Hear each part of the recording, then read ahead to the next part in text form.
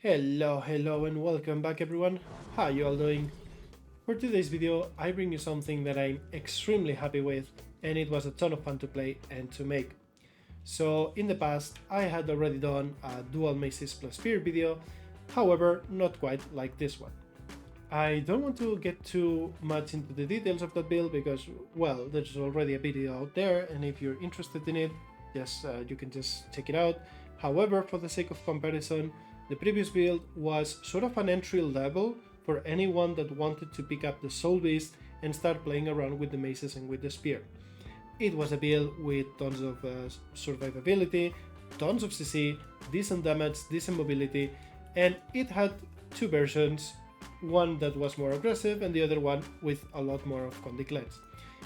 It's honestly still holding really strong to this day, and really good if you want to start learning Soulbeast, having a build that's all-rounder and has a lot of room for mistakes.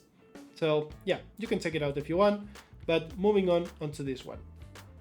So before I go over the build really quickly, I'm going to show you what skins I'm using because some of you suggested that I should try this in my videos, so I'll give it a go. We're going to be using our forged outfit with the following dice. Mostly darkness, and then the piece in the center right here is going to be ember red. Then for the actual weapons I'm using the mud roll maces, and I just bought the diabolic picks for spear, and this one it's just so freaking cool, especially with this set. Yeah, like just really cool. Anyways, moving on onto the actual build, I will leave a link in the description below as always so you can check my full setup. The gear is pretty straightforward. Before we were using Marauders, I am using Berserker for a little bit more damage.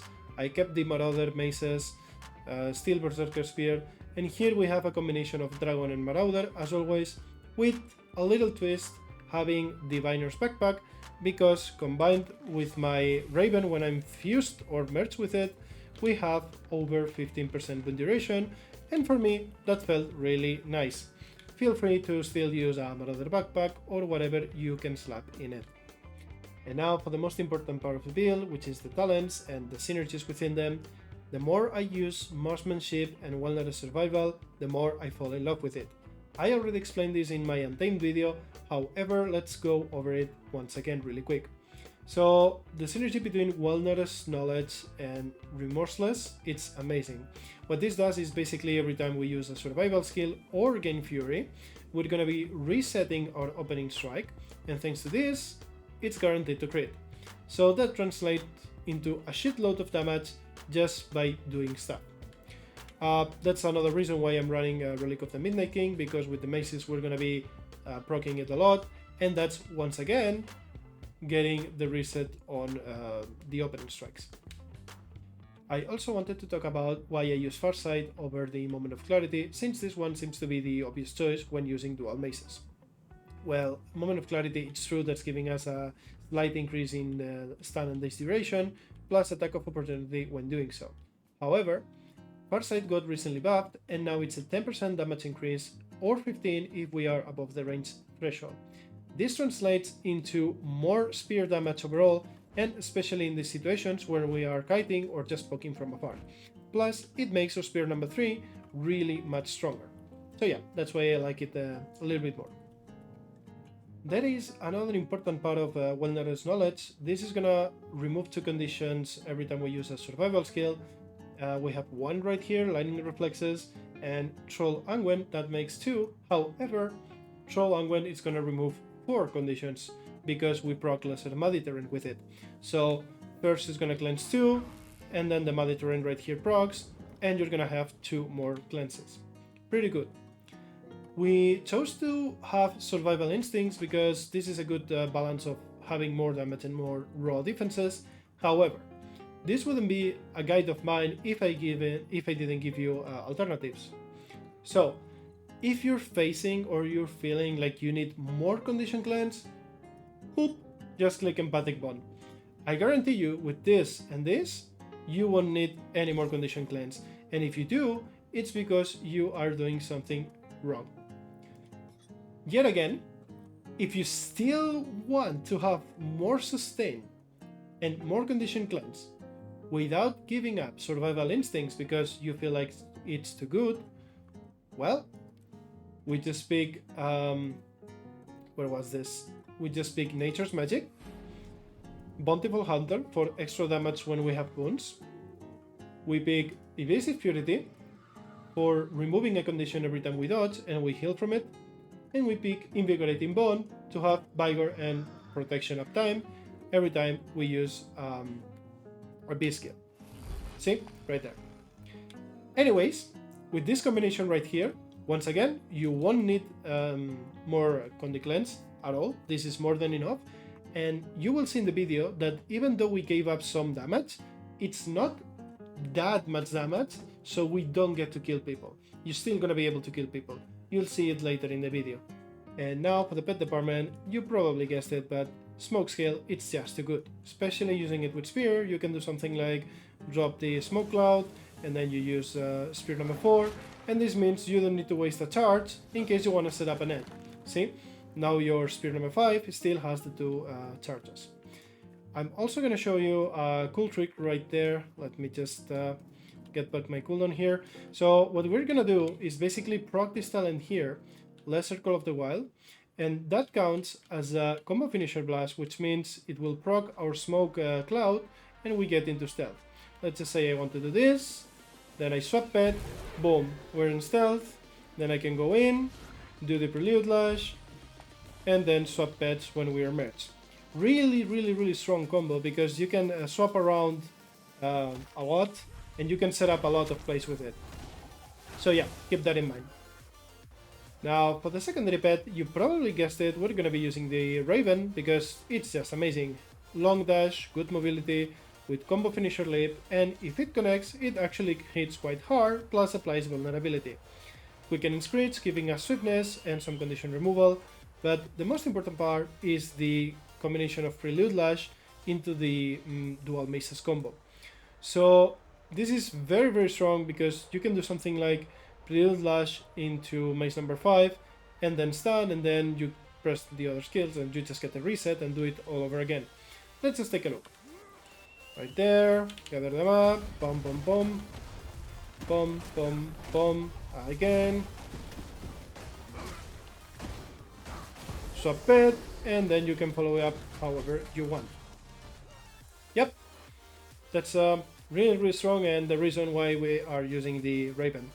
Good overall, but also enables really good and strong combos with our dual maces. So yeah, having said that, guys, I'm gonna leave you now with the compilation. You're gonna be seeing first the clips with Marksmanship, and then I will leave some other clips with commentary making use of Nature's Magic. As you will see, yes, there is more damage with Marksmanship, but it's more than enough damage also with Nature's Magic if you're feeling like you want more sustain. Yeah, that's about it. I hope you guys like it, and see you on the next one. Cheers!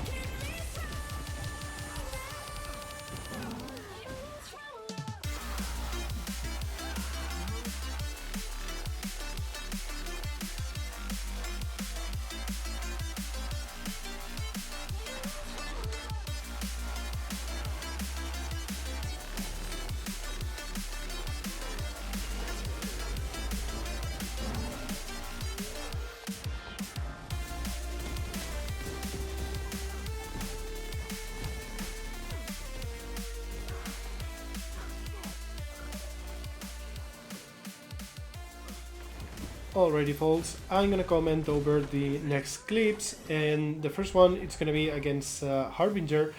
These things are absolutely mad. They are so broken right now. They can just blow you with the spear damage, they can fill you with condis, they are super tanky, sustainable, have mobility, it's just insane. The best thing you can do against them, and don't get me wrong, it took me a while to learn this matchup, it's just to try and bait some barrier with your spear, and then when they pop the massive elixir with all the boons for free, you want to run away, wait out for the stability, and then swap into your maces and try to bring them down there. In the next clips I'm gonna be running Nature's Magic, and I think it's very cool to show it, because even though we have less damage and more sustain, we still have more than enough damage to bring down mostly anyone. So yeah, pretty cool. And this is an incredibly simple yet difficult matchup, because we are not running any sort of blocks in this build, so we really want to be dodging, avoiding damage, and using stealth to defend against wheelbenders. Right here I'm trying my best to dodge away the first all-in, then he follows up, so I need to pop my heal and counter pressure with the mace so I get some shield and damage in return. And from here I know I need to get some distance, and I'm gonna try to stealth. And this is gonna be my setup. Right here I use the smoke cloud, I use the spear to stealth so I can throw a big unblockable spear right there. I dodge again that, dodge once more, get into stealth, try to set up the net. I didn't realize that he was invulnerable there, but it doesn't matter, I can pop my heal again, and I have all my tools ready to all in right here. Knowing that he doesn't have invulnerability anymore, if we connect the Prelude Lash, he's pretty much as good as the edge. He tries to run away for a little bit, he gets the clutch heal, but it doesn't matter, we are healthy, he's not, and we just finish the job there. Alrighty folks, here I just want to raise a little bit of awareness, because most of the time you will see blob support Scourges, but from time to time they will run this solo roaming build where they spam conditions and they spam barrier. This build is extremely strong against them, you should never lose this matchup. However, there will be times where they have this exact build with giga tanky stats. If that happens, it is very likely that if you're running with the Nature's Magic version, you just won't have the damage to bring them down. It can be done, but it's extremely difficult and long fight. So, in my opinion, just test them out, see how much damage they take. If you think they're running this absurd and boring tanky version, just run away, because they won't kill you, you won't kill them, it's just a waste of time and super boring. In this case, however, he was not running a tanky version. He was getting hit a little bit by the mob back there, but I don't think it would have mattered at all. The result would have been the same. Alrighty, Elementalist, Tempest. This is also painfully long matchups. They are giga tanky, they can go back to full HP pretty often. This was cut down from, I believe, 6 or 7 minutes of fight. It's just a back and forth of I get him low, he goes back up, he gets me low, I go back up. But in the end, the key is to keep fighting him to see how he's pressing his defensive patterns, and once you establish that you do have the damage, layer it down in a way where you bring him low, force him to move away like this, he's gonna blink, and then you want to follow up with Smoke Assault, and if you have stability up, you can pretty much finish this fight. Which we do, so we use it right here, we keep up the pressure, and he can go fully back up. And for the last fight, guys, I'm just gonna show you an epic 1 versus 3. Here I thought I was 1v2, but yeah, no.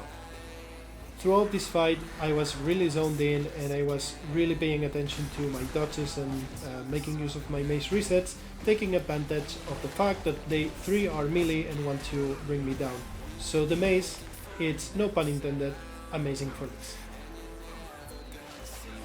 The first target I want to try to take down is the Berserker, because I think it's the easier one to kill, and then if I can just kite around for a little while his passive is up, I am with the 1v2 situation and I can deal with it. So that's what we try to do here. Now we do manage to bring him down right here, and I know the Willbender is also quite low, so I try to go for a 2-for-1 special, but unfortunately I barely miss it, and now the Berserker has his passive up and I need to retreat. I have to kite around for a few seconds and maybe hopefully take down the Willbender in the process. However, I try here, but I go down. It's fine because the passive of the Berserker is about to end, so we get the rally up, and by now the Willbender is just running away. He's just like, no, I'm almost dead, we couldn't with 3, I'm leaving this shit. So yeah, a little bit unfortunate that we couldn't close it up there, but yep. The Spellbreaker is also sitting there thinking probably the same, like, yeah, no, if we couldn't kill him with 3, I'm not gonna try by myself. So, pretty cool fight. In hindsight, if I take a look back, I probably should have just kited for 1 more second, let the barrier from the Willbender run out, and then go in for the kill. I probably would have been able to close the fight, but it still was a good one. I still had a ton of fun, and I think we still did pretty well. And that's it for today's video. Let me know what you think in the comments, and have a nice day. See you in the next one. Cheers.